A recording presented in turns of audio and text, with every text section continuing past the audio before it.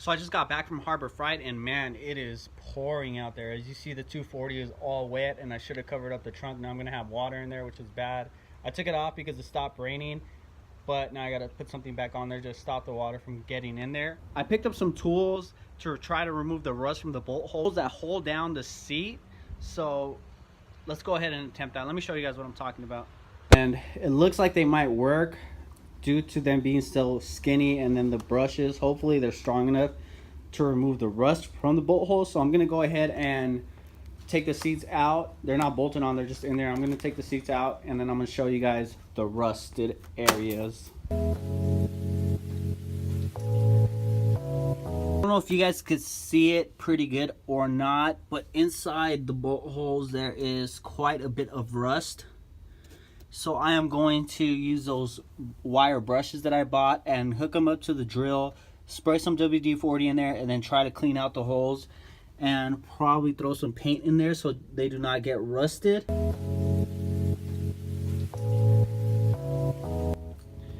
Alright, so these things right here were like really round, so I compressed it with this so it fits inside the drill.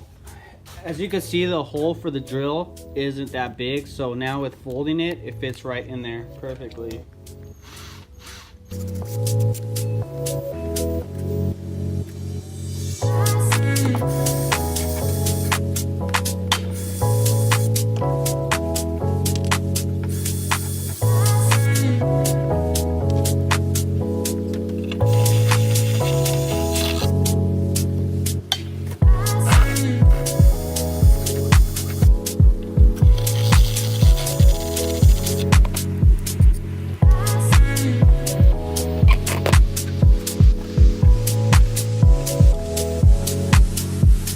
Alright, so when the window tint guy came to remove the rear windshield tint, I completely forgot to clean up here because of all the moisture, all the steam coming up here. So I left it all white. So what I'm going to do now is clean that area off.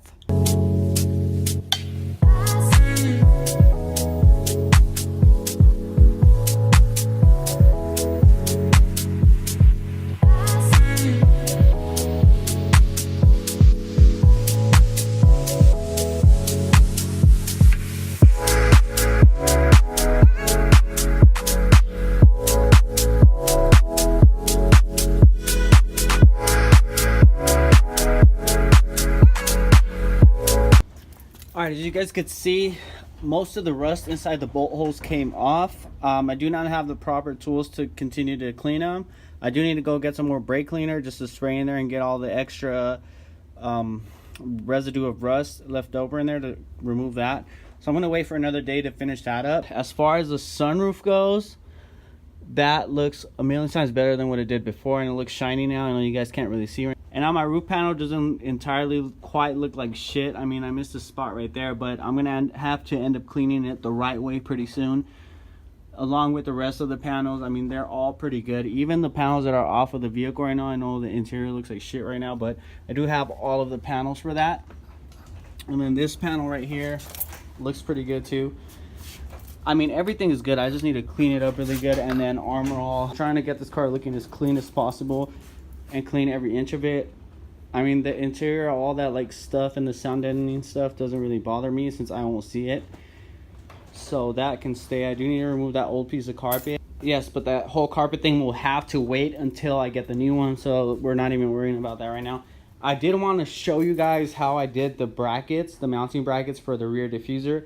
That literally took me 8 hours to install, taking it off, putting it back on, taking it off, putting it back on, for those of you that do not know. And I didn't make a video for it. I should have made a video, but I didn't. So I'm going to go ahead and show you guys how I made the brackets and where I made the brackets, where I mounted them to. So let me know what you guys think about the whole setup, or the way I did this whole setup in the back. And let me know your thoughts on that. I would like to hear your thoughts on how I mounted this rear diffuser to the vehicle.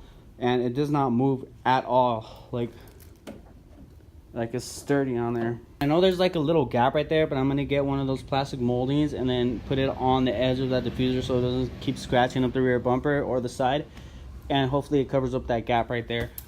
So let me go ahead and remove the rear bumper, the tail lights, and then show you guys how I did this. Alright, so this hatch does not stay up anymore due to the weight of the wing. So I am going to put this on there for now. Hopefully that stays there. Perfect.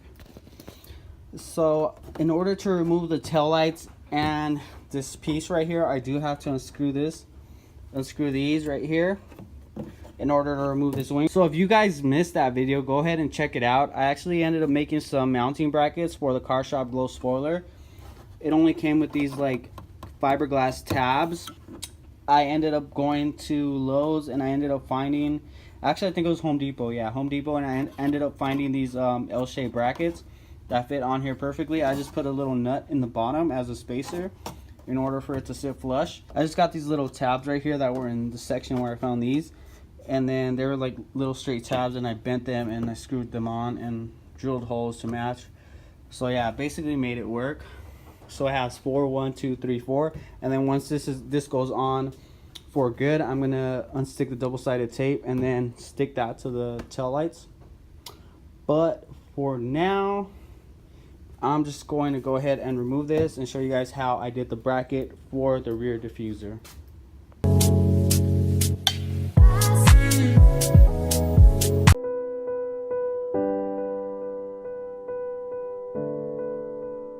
What happened?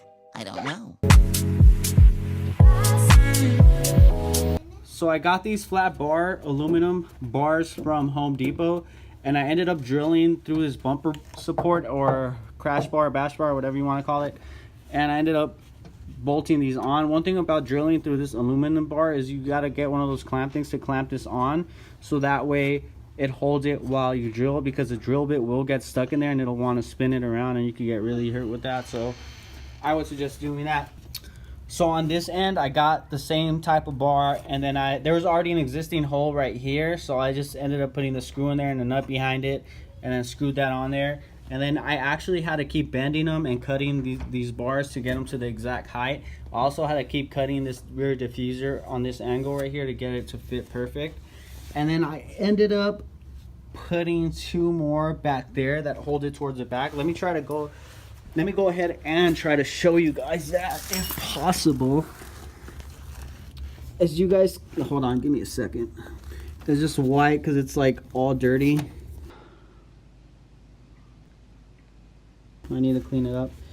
So there is 1 bolt right here, as you guys can see, and it goes right there. And I believe there was already an existing hole right there, and that holds the gas tank, I believe, if I'm not mistaken. Also on the other end, I don't know if you guys could see that because I can't really see from here, but I ended up adding another one down there, kind of the same location. This bolt is just a little bit lower than the other one. So I ended up mounting that there, and it seemed to work like really good. So it has altogether 1, 2, 3, 4, 5, 6 mounting points. So yeah, like I'm like literally like pulling on this thing and it's not moving at all. So just imagine how much downforce this thing could handle. It's pretty crazy. Let me know what you guys think about this. I believe next I will polish up that exhaust tip, so I'll show you guys how I do that. And it does have a little bit of paint right here, so I am going to sand that down and then show you guys how to polish this. I'm not an expert at polishing, but I'll do my best. So that, yeah, so we'll have that. And then I have another surprise for you guys coming tomorrow, or maybe it's today if I post a video tomorrow, if that makes any sense. But yeah, I have a good video coming, so stay tuned for that. Hopefully it's not raining outside so we could get the work done on the 240 and make that awesome. So now I'm just gonna go ahead and put everything back on the car and call it a day.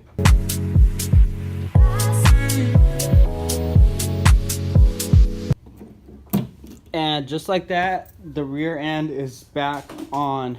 Just like that, it's back on. So yes, I'm gonna show you, I'm gonna have to take everything off again just to show you guys how to polish the rear exhaust. But with that being said, the car looks amazing. I hope you guys enjoyed the video and enjoy watching the video of the Rx-7 and the 240. Probably the 240 not so much because it's not quite done yet. But I'm going to try my best to finish the 240 in 4 months. Yes, that's gonna be our timeline. So you guys count down from today's date. We're gonna try to have that thing done in 4 months, maybe a lot sooner, it depends. But my goal is to have that thing done in 4 months. So stay updated because that build is coming, and it's coming quick. And I hope you guys enjoy watching my videos. If you do, let me know down below. Thank you very much once again for watching. Ed Range, keep on rotating. Peace.